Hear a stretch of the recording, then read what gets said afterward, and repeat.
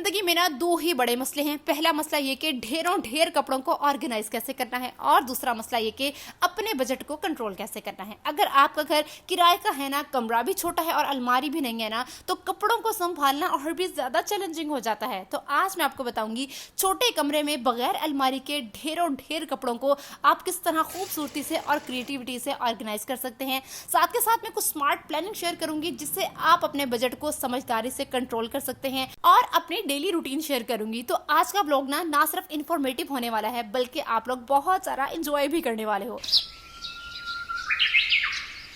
अस्सलामुअलैकुम जी and welcome back to my channel. अच्छा जी, तो आज का ब्लॉग स्टार्ट हो रहा था सुबह की रूटीन से। एक्चुअली आज मैंने प्लान किया था कि मैंने कद्दू चने की दाल बनानी है, लेकिन अचानक से आ गया देसी मुर्गा। तो खैर आज बनने वाला था शोरबे वाला देसी मुर्गा। अच्छा, यहाँ पे ना ये सालन में थोड़ी सी डिफरेंट रेसिपी से ट्राई करने वाली थी। हम हाउस वाइफ भी ना किसी ऐसी रेसिपी की खोज में लगी रहती हैं कि एक तो हम टेस्टी सालन भी बना लें और कम से कम टाइम में बना लें।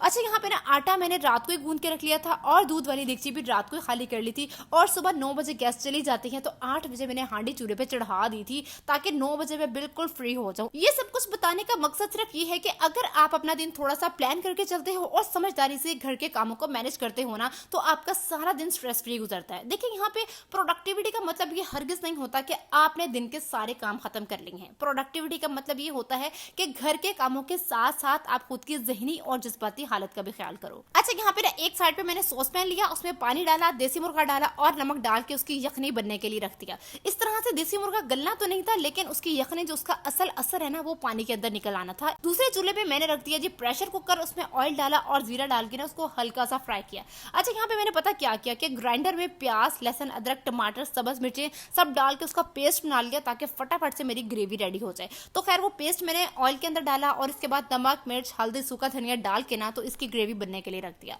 कुछ ही देर बाद यखनी भी बन गई थी, ग्रेवी भी बहुत अच्छे से भून हो गई थी।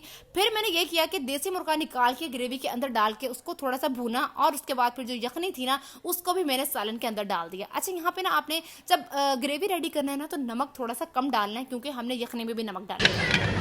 फिर जी जब देसी मुर्गा अच्छे से फ्राई हो गया, इसके बाद यखनी अंदर ऐड की और करने के बाद फिर मैंने अंदाजा लगाया कि मुझे शोरबा कितना रखना है और यहाँ पे मुझे 15 से 20 मिनट का वेट लगाना है। तो खैर पानी मजीद थोड़ा सा और अंदर डाला था और फिर 15 से 20 मिनट के लिए मैंने वेट लगा दिया था। 9:15 बजे तक मेरा सालन बिल्कुल रेडी था। इसको मैंने देगची में निकाला, थोड़ा सा आपको डिश आउट करके भी दिखाती हूँ। और ये देखिए जी, माउथ वाटरिंग, बहुत ही मजे का देसी मुर्गा बना था।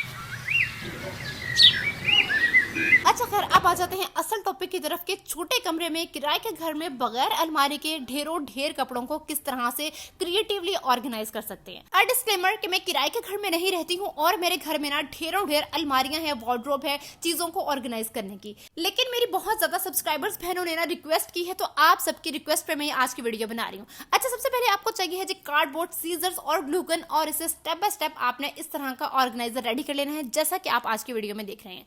अच्छा, अब इस ऑर्गेनाइजर के अंदर आप सॉक्स, अंडरवियर, अंडरगारमेंट्स, बेल्ट्स कुछ भी ऑर्गेनाइज कर सकते हो। ये जो छोटा छोटा सामान है ना हमारे कमरे में एक तो मैस क्रिएट कर देता है। फिर जी विंटर्स आ रही हैं, बच्चों की, बड़ों की, सबकी सॉक्स इधर उधर फिर रही होती हैं, ठीक है, और अगर एक पेयर गुम जाए ना तो दूसरा वेस्ट जाता है। तो आपने बस इस तरह के ऑर्गेनाइजर फटाफट से बना लेने हैं थोड़ा सा टाइम निकाल के और इसके अंदर की छोटी मोटी सब चीजों को ऑर्गेनाइज कर देना है। अच्छा, इस तरह के ऑर्गेनाइजर्स ना मार्केट में भी अवेलेबल है। अगर आप वो अफोर्ड कर सकते हो तो वो ले लो, अगर नहीं अफोर्ड कर सकते ना तो इस तरह से घर में बना लो, आपकी जिंदगी सुख में आ जाएगी। एक तो ये बिल्कुल जीरो कॉस्ट में बन जाएगा, ठीक है। सेकेंडली बहुत कम जगह लेगा। बेड के नीचे ना आप इस तरह के 3-4 ऑर्गेनाइजर्स बना के ऊपर नीचे इजीली रख सकते हो। ना सिर्फ ये चीजें हैंडी होंगी, एक्सेसिबल होंगी, बल्कि आपका कमरा भी वेल ऑर्गेनाइज्ड रहेगा। देखिए, एक समझदार औरत के लिए ना खूबसूरती किसी बड़े घर में नहीं होती है, खूबसूरती होती है आपकी सलीका शायरी में, आपकी समझदारी में, आपकी जहानत में। और अगर एक औरत चाहे ना तो अपनी समझदारी से छोटे से घर को भी महल बना देती है, जन्नत बना देती है। अच्छा, खैर फिर आ जाते हैं इस तरह के फोल्डिंग बॉक्स। हर साइज में मार्केट में अवेलेबल है, टॉप ट्रेंड में चल रहे हैं, ठीक है।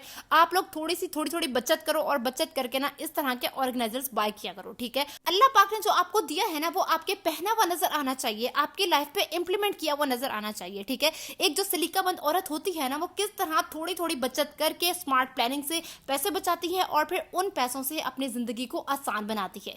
ये है जी सलीका शार औरतों की निशानी है जिनकी समझदार माएं तरबियत करती हैं। अच्छा, ज्यादा सारे कपड़े कम जगह में ऑर्गेनाइज करने करने के लिए ना सबसे पहले आपको उनकी अच्छी सी तय लगानी आनी चाहिए। ठीक है, कपड़ों को ना कॉम्पैक्ट फॉर्म में तय लगाया करें, इससे एक तो वो जल्दी खुलते भी नहीं है और कम जगह में ना ज्यादा कपड़े आ जाते हैं, जैसे कि आप वीडियो में देख रहे होंगे। अच्छा, इस बॉक्स को या तो मैं कभी डायपर बॉक्स बना लेती हूँ या विंटर्स में जब जगह कम पड़ जाती है ना तो कॉम्पैक्ट फॉर्म में अब्दुल इसके कपड़े तय लगा के ना तो इसके अंदर स्टोर कर लेती हूँ, और जब मुझे इसकी जरूरत नहीं रहती है तो वापस इसको फोल्ड करके तो अलमारी में कहीं साइड पे रख देती हूँ। आप इस तरह के बड़े साइज में फोल्डिंग बॉक्स लेके ना उसमें अपने कपड़े भी स्टोर कर सकते हो। और अगर आप इसको भी अफोर्ड नहीं कर सकते ना तो जो हमारे घर कार्डबोर्ड आते हैं ना हाई क्वालिटी के, जैसे कि ओवन का डब्बा हो गया या आम रूटीन में कोई भी कार्डबोर्ड का बॉक्स आ ही जाता है ना, तो उसको डिस्कार्ड करने के बजाय उसके अंदर आप अपने कपड़ों को ऑर्गेनाइज करो, साइड पे कोई खूबसूरत सा रैपिंग पेपर लगाओ, बिल्कुल जीरो कॉस्ट के अंदर आपका ऑर्गेनाइजर रेडी हो जाएगा। अब इस बॉक्स को आप बेड के नीचे रख लो या कहीं भी शेल्फ पे रख लो, कहीं भी आप उसको रख सकते हो और उसके अंदर अपने कपड़ों को ऑर्गेनाइज कर सकते हो।